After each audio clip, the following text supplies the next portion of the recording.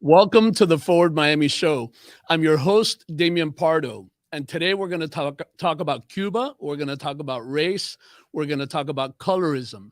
And I have an amazing guest with us, Grecia Ordoñez, who is a Cuban activist. She's on the front lines. And she recently went viral with a video once again on Instagram. And Grecia, I just want you to say a few words and welcome to our show. Thank you so much, Damien. It's always a pleasure to be here with you.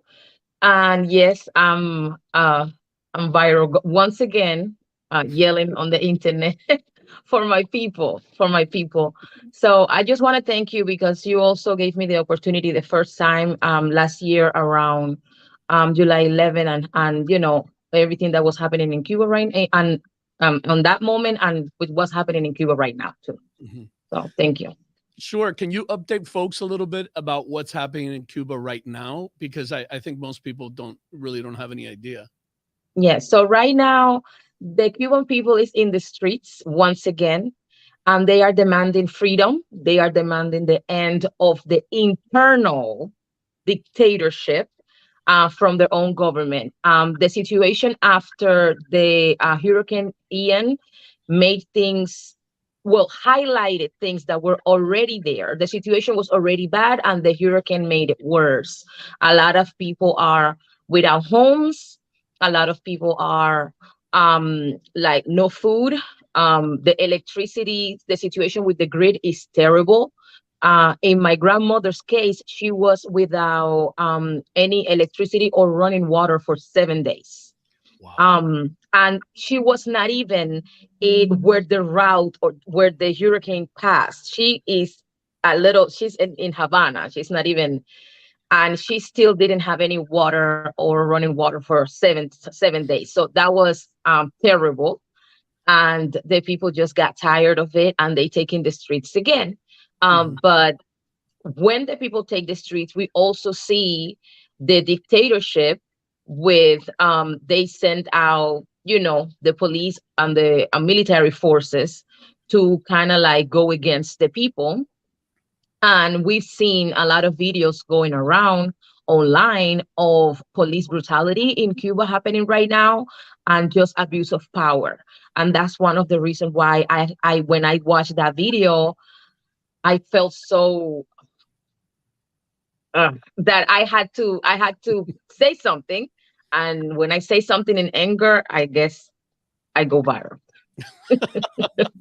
Listen, I wanted to talk a little bit about the electricity, right? Because Yeah. I've heard from my friends that the farther out you are from Havana, it could be 18 hours a day without electricity.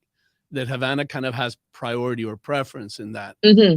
And is that kind of how things work? And I say this because there's still here in this country a lot of thinking around the embargo and that the U.S. has created these conditions for people in Cuba, and that if we would only have dialogue and we would talk, that we could resolve these issues, and that we're the ones kind of flexing our capitalist muscle, you know, against the people. So I thought you could maybe say a few words about that. Yeah. Um, First of all, how can you um, dialogue with dictators? Let's just start by saying that. Um, yes, going back to the question about electricity. Yes, Havana does have a bit of priority because most of tourism goes there. So they Makes do sense. prioritize and they kind of like make sure that because of the hotels and things like that. So but and if you are far from Havana, there is places in Cuba right now in 2022 that has no electricity at all and no running water in the country area. And these are places that can easily be developed. It's not the U.S. government fault that the Cuban dictatorship do not allow the people to own private businesses or plant their own food or establish commerce by themselves without having to allowing them to privatize their business. They are the ones keeping us from privatizing business. They are the ones keeping us from going out in the ocean and fishing our own fish, and feeding ourselves. We What do you we are not mean? even able to do that. You mean that, in that Cuba. if somebody in Cuba wants to go out and fish, they can't fish? No, You mean they. just I mean, individually you or can fish, but if you get caught with the fish, you get a fine, and most likely the fish, ellos lo decomisan. They take it from you, yeah. and you have to pay a fine. Wow. So how? But the Cuban waters are being rented to Canada. And Cuban lobster is being sold in Canadian supermarkets. That is not the US embargo's fault. That is not the US embargo. That is our own government, which I don't consider to be my government. They do not represent me. But it's the dictatorship's fault. They are the ones keeping the people like that, and it's that outdated um communist pride, of we don't need any help. We got these. We No, open up, open up. Oh, first of all, they all need to leave and just turn Cuba into a democratic republic, because that's what it needs to be. Because I don't think it's going to work no other way. I had some friends here over the weekend from Cuba, a gay couple, and they were mentioning that nothing there for them, nothing works. Like that cannot work. Nothing can work. And No, I was shocked by the, just that, like the blatant, like nothing will ever work. Like it won't work. We need to like start new. no. That's why the hashtag going around, Cuba estado fallido, or State, Cuba failed Cuba state. failed state. Yeah. Failed state, because it is failed. It is a failure, and it's only the dinosaurs on the top trying to hold on to the illusion of whatever they thought they fought for. It's good, and it is not. It is not working for young people. It is not working for anybody. Actually, you see like massive migration that we had this year, the biggest one yet since the 80s or the 94s, or the 90s, the biggest one yet this year. How many Cubans have died trying to cross the Darien, and stuff like that? Like, it's just because they don't have any hope. Yeah, I think They they don't had have any mentioned hope. that it was like more than 260,000 Cubans Yes, through the yes, border. Yeah. Well, what yes. I want to do something real quick. I want to show the video that went viral that you posted and that I certainly reposted, and that you could feel the kind of frustration that you're Yes. talking about. So we can run that now real quick for our viewers. So this video made me viral, and also it made me get a lot of I got scrutinized online, because I challenged the position of the Black Lives Matter organization when it comes to Cuba and the situation in Cuba last year, July 11. Now I have another situation, and I'm still keep the same position.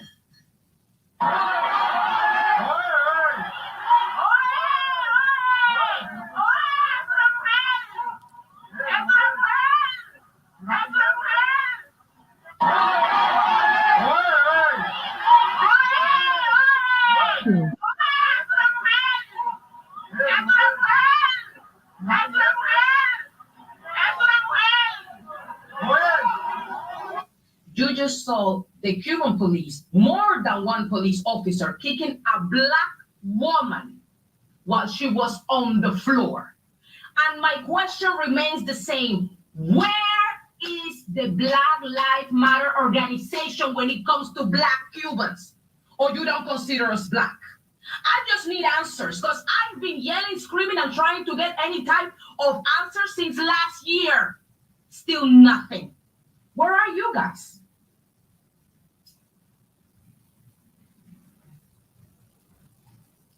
I think, Grecia, that was so powerful because it takes a Black Cuban woman or a Black Cuban to talk about race in America. And I think especially somebody that lived it, somebody that knows the system, that you can't say, oh well, Grecia hasn't been in Cuba. And I'm curious what kind of comments, what kind of reactions you've had. Well, I had some support, and I'm very grateful for that. A lot of support. I'm not going to say some, a lot of support, but I also have some ignorant comments. In this case, coming from a fellow Black but American saying, oh, but Black Cubans don't even consider themselves Black. And my answer to her was, how does that justify that the Black Lives Matter organization is still not speaking? I'm like, it seems like you are speaking from your opinion and your own experience and maybe some projected trauma, but you're not speaking from facts. Your statement is not helping my question. My question is to the Black Lives Matter organization. And if you say that you stand for Black lives, there is Black lives in Cuba whose rights are being violated, who are being abused, who are being put in jail, and, as political prisoners and being treated very poorly. Why are you not standing for it or speaking about it or anything? And then my frustration stems from last year, the statement that the Black Lives Matter organization put out, where they actually took the dictatorship side and they actually hashtag Viva Fidel. So that right there, that's where my frustration comes from. Because at the end of the day, if we look at their statement from last year and we look at Fidel is a white man. He's not a Black man. And your slogan is Black Lives Matter, but you're hashtagging a white man. So I don't understand the agenda behind the whole Black Lives Matter organization. Myself personally, I don't even think they're doing much for the Black community in this country either. So I'm not really looking for their help. That's another thing I got accused of in the comments. Oh, are you looking for the Black Lives Matter help? I'm like, no, I'm not looking for their help. This is a way of calling them out. This is my way of calling them out. I'm not looking for their help, nor I want to replicate their scam in my country once my country is free. No, I don't need none of that. I don't need their agenda there either. It's just a way of me calling them out. And what would you want them to do if they were to call tomorrow and say, "Hey, we'll do something. What can we do?" What would you ask them? First of all, they need to bring awareness to the reality that Black Cubans also go through the struggle, and the struggle is not only for Black Americans. That's the first thing. And if they really want, like, I am pro invasion, and I know that makes me controversial because the Cuban community is divided when it comes to that. You have the people that still want to talk and be all diplomatic and stuff like that. I'm like, no, go in there, kill everybody, spare the people, let's start brand new. That's my stance. So if they can help with that, go ahead. Come on, I'll take the help. And why is that the only, there are other people that seek to try to take international influence and have like an alliance of countries to pressure. We've been trying that for 63 years and it has not worked. Right now, I'm to the point that when it comes to a real revolution, blood needs to be shed. And I believe the thing is, with the whole dialogue and diplomacy, people are still being abused in jail. They're still being tortured. And there is Cuban disappearing every single day, especially if you're from the opposition, in the hands of the own Cuban government. So they are already shedding the blood of the people. So to me, it's time for their blood to be the one to be shed. Yeah. I had a similar moment as you recently when Cuba passed gay marriage. And so, of course, in fact, before it even passed, I posted a clip and I said in the clip, guess what? I'm breaking news. Tomorrow, Cuba's going to pass gay marriage, because I don't think people understand that in Cuba, the only things that pass is what the government wants. Yes. And in the past, Cuba has done a very good job of using its megaphone, its state megaphone, to broadcast to the world how progressive they are. And what better way to do that than through the LGBTQ community? Because if you're okay on that, you must be okay on everything, So I personally feel, as a gay man, very used by that regime. And you should. And I was going back and forth with a friend of mine who disagrees with me, but it was interesting because I'm like, wait a minute. And he's a gay man too, a gay Cuban man. And I'm like, wait a minute, you're a gay Cuban man. in the 50s and 60s and 70s, you were put in work camps, you were tortured. During AIDS and HIV, they came to your house and picked you up if you were They positive. dragged you. Yes. Right. You got 10 minutes, get your stuff. And then you were institutionalized with no meds. So you died alone with no family. Later during Mariel, they kicked out all the gays they could find, possibly, as if that would make a difference. And then they would make them do the walk of shame, which is, as they were leaving, they would release the dogs and they'd bite them and they'd spit at them. And they would humiliate every single person that was gay through the 80s and into the 90s. And even into the 2000s, there were a lot of those kinds of issues. And there's still some of those issues there today.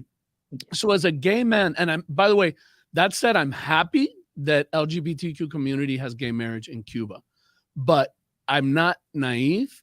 And I hope that what the regime is trying to do, because plenty of LGBTQ Cubans were not, and many did not even vote for it, even though they would like to see it, but it was the principle of the matter that they felt that they personally were being used for, the wrong reasons, to make it look like Cuba was opening up, that Cuba was very progressive, that things were going to change in Cuba, when in the end, nothing has changed. And with the Decree 349, which passed, I think, in 2018, which really targeted artists, many Black Cubans, many young people, there's a ton of LGBTQ community in that, mixed in with all of that. Yes. So I think there's just a lot of people who don't have any appreciation of what's going on. And I'm okay disagreeing, like I did with my friend who felt that somehow he compared all of the things that have happened with gay men to what London did with castration in some period of time. And like, look, I don't really know what happened in England, but I can tell you, because I lived it, and I've been a part of it, and I've had many friends and contacts over decades, what's happened in Cuba. Yes. And it's an atrocity. And instead, because of the tourism, they're promoting their new gay hotel, in Cuba. And it's all coordinated with Senesex and Mariela Castro, and it's all part of that, theme to try to get more credit, more dollars, and more support from the international community. I was wondering if you could weigh in, now that I've done this huge monologue on on that. But obviously for me, I could relate to you, because the way I empathize and I understand your pain, because so I grew up with very good friends with a gay man. And I remember he was known as, the gay man in the neighborhood. And he used to dress a lot of the times as a woman. So, they used to call him all kinds of little names, right? But I was very good friends with him. And I remember sometimes, for no reason, they will like lock him up. Yeah. Sometimes, and he will be harassed all the time, especially by the police, just for being gay. And that was in the 90s. Okay. Yeah. So, and I heard about Los Cocos and all of those concentration camps, because that's what that was, all of those things from right there, from my elders in Cuba. And I know that it's all a manipulation and a facade, and it's all for them to make more money and increase tourism, because being pro-gay now is what's trending. So let's just make it look like we're so progressive. Meanwhile, there is still gay people in jail that protested last year in July 11th. There are still gay people who can't become a doctor because the government maybe doesn't accept you in that role. I had a lot of friends who were limited in career, limited in so many ways, because it's a planned economy. And if they don't see you in that role, you're not going to be in that role. And I had many friends who were on HIV treatments, and they ran out of one pill, were given another pill, which is a disaster. And, most of the people that ended up coming here had all kinds of issues by not having proper care. Yes, exactly. Because gay people were like the undesirables. Literally the undesirables. That was against the revolutionary code. Being gay was against the revolutionary code. So one of the things I asked my friend is, I said, wait a minute. So you're telling me, let's pretend that like in Nazi Germany, Hitler's family was still running, Nazi Germany. It would be okay for like this administration, Hitler's granddaughter and Hitler's son, to put together a religious freedom law, and and people are But supposed. it's the same thing. It's the same thing what they doing with the family code that they just passed. That they passed. I don't believe in the whole voting. All that voting was a facade. Same thing with the gay marriage. All Yeah. that voting was a facade. They pass whatever they want to pass. And a lot of which I'm about to make another video with might go viral again, because I just want to call the attention of the Cuban mothers. How are you going to allow, like, don't you understand that you just sold your children's soul to that dictatorship? You literally just did that by vote yes to the family code. It's just stripping all moms from their rights over their children completely, and nobody's really talking about it much. Like, I don't see a lot of talk about that. The whole gay marriage stuff, it's I feel bad, and it's shameful, because all of those gays in the 80s and 90s and stuff like that, a lot of them had to leave the country. They had to hide who they were and who they choose to love, and flee the country, go somewhere else, and then come out as gay, because it was not well seen in Cuba. And now it's like, oh, it's okay, forgiveness. No, I don't forget dictators and dictators' ways. I have a problem with that. Yeah, no, So definitely. I mean, I'm with you on that, 100%.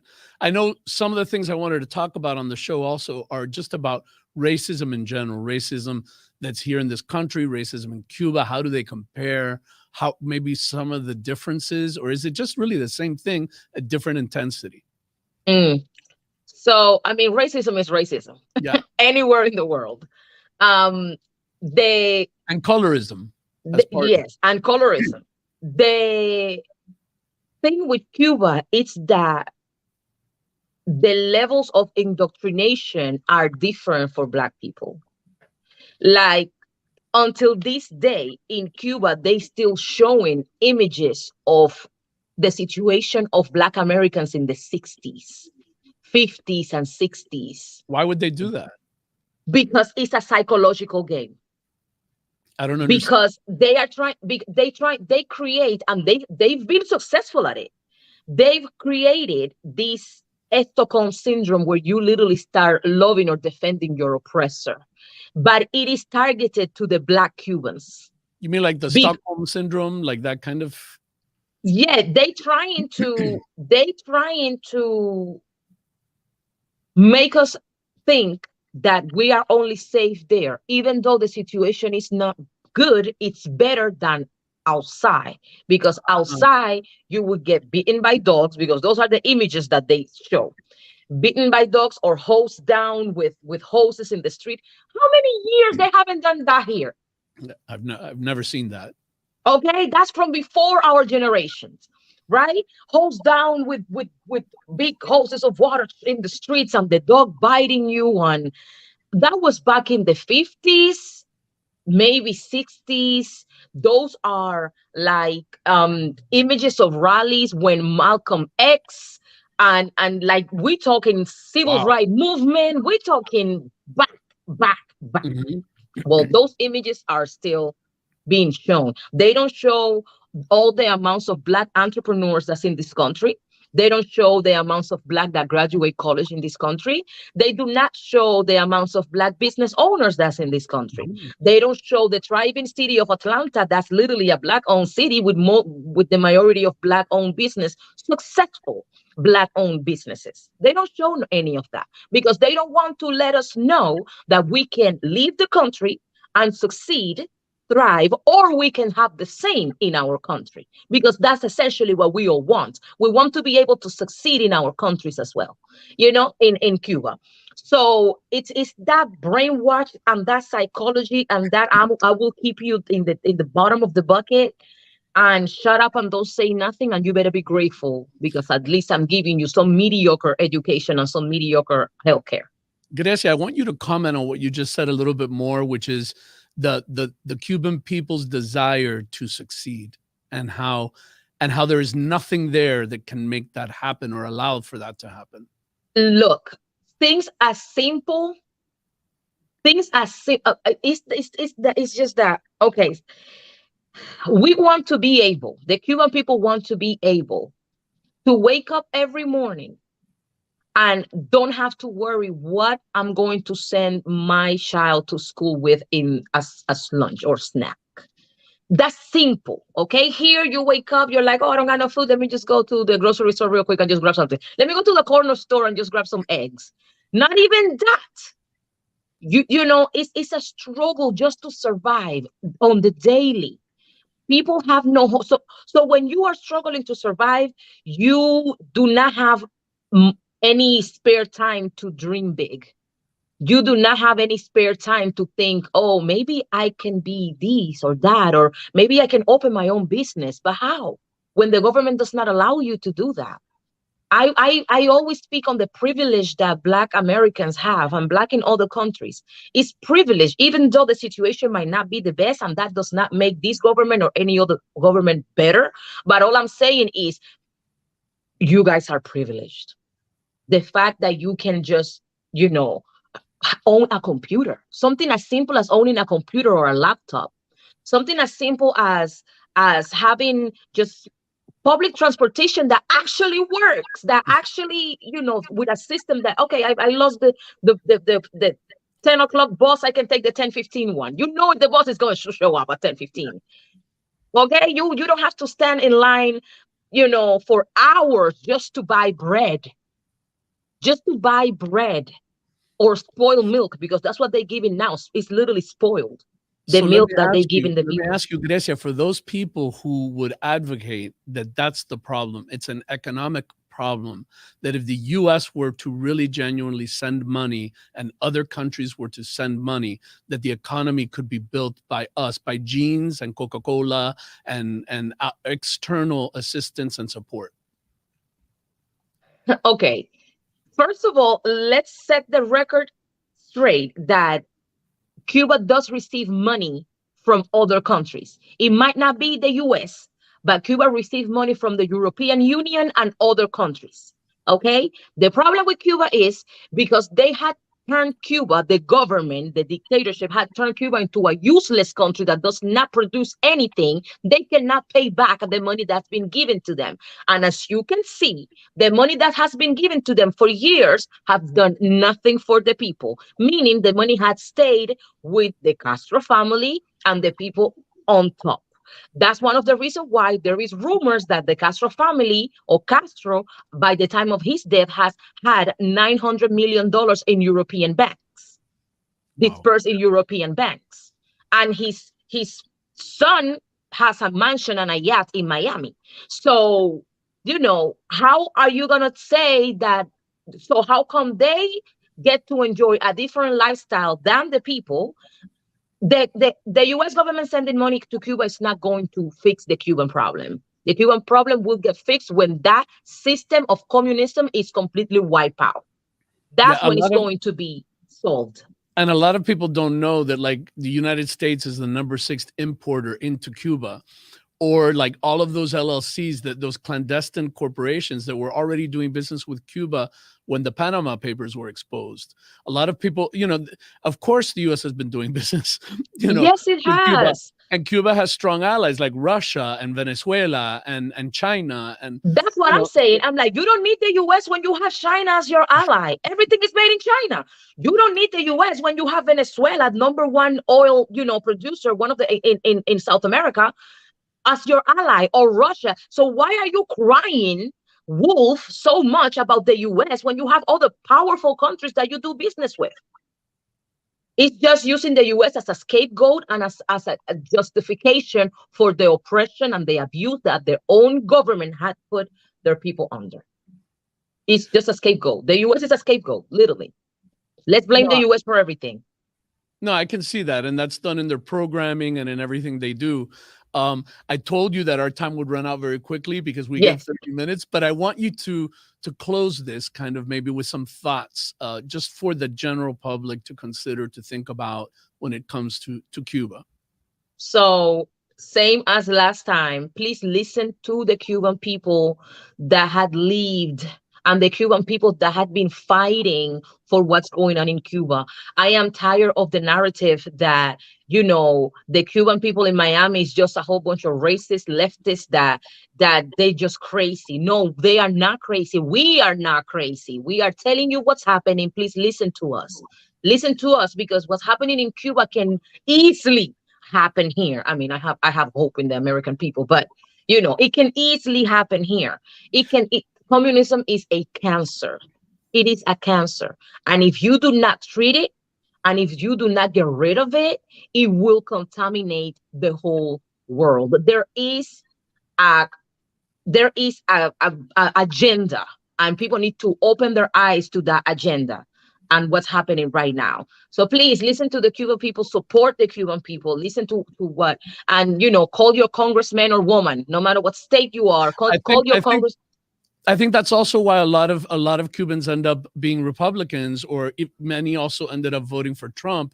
And people don't understand that. They don't understand why that would be a sole issue for people. I try Because to we're so explain. afraid of the communist agenda and anything that smells like socialism and communism. We're afraid of it. Yeah, We don't want to know about it because we lived it. I So hear you. whatever take us far, far away from that, we will go that route. I, So I please hear. understand, it's trauma based too. No, listen, I hear you, and I think it's a great way to close. Grecia Ordoñez, thank you so much for joining us. Thank And you. next week, thank you all viewers for watching our show, and we'll catch you next week. Thank you.